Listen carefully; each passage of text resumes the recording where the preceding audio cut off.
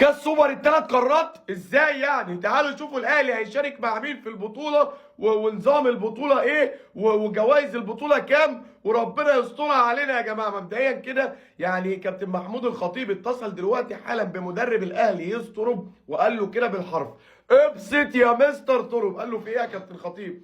قال له انا جاي لي فاكس دلوقتي حالا للمشاركه في بطوله اسمها كاس سوبر الثلاث قارات. قال له يعني ايه كاس سوبر الثلاث قارات؟ قال له كاس سوبر الثلاث قارات عباره عن قاره افريقيا اللي احنا مشاركين فيها، وقاره اسيا 4 انديه من السعوديه مشاركين فيها، وقاره امريكا نادي واحد مشارك فيها اللي هو انتر ميامي بتاع ميسي. قال له طب البطوله دي عباره عن ايه وايه اللي هيحصل في البطوله دي؟ قال له البطوله دي يعني نظام البطولة هيكون 3 في مجموعة و3 في مجموعة، وهيتأهل أول والتاني هنا وأول والتاني هنا، هيلعبوا ماتش مع بعض، واللي هيكسب هيلعب مع بعض في النهائي على أول والتاني، واللي هيخسر هيلعبوا مع بعض على تالت ورابع. قالوا طب كده احنا مجموعتنا مع مين؟ قال له مجموعتنا هتكون الأهلي وانتر ميامي، وهناخد فريق من السعوديه علشان البطوله دي منظمه من السعوديه. قالوا طب احنا هنلعب مع مين يعني؟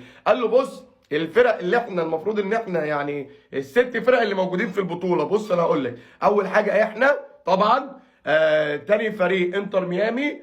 قال له انتر ميامي اللي بيلعب في ميسي هيلعب قدامنا احنا؟ قال له ما تقلقش، احنا جاهزين لاي حد. والنصر السعودي، قال له النصر السعودي اللي معاه رونالدو، يعني رونالدو وميسي. قال له ما تقلقش احنا جاهزين. والهلال السعودي، قال له الهلال السعودي اللي فيه داروين مايونيز وسالم الدوسري افضل لاعب في اسيا. قال له ما تقلقش احنا جاهزين. قال له قال له مين تاني؟ قال له هنلاعب الاتحاد السعودي. قال له الاتحاد السعودي اللي معاه بنزيما. قال له ما تقلقش. قال له مين تاني؟ قال له الاهلي السعودي. قال له الاهلي السعودي اللي معاه رياض محرز. قال له انت قالها له ولا ايه؟ لا. قال له انت وافقت يا كابتن الخطيب ولا لا؟ قال له لسه يعني ما اديتش الموافقه، بس المشكله في الجوائز الماليه كبيره جدا. قال له كام الجوائز يا كابتن الخطيب؟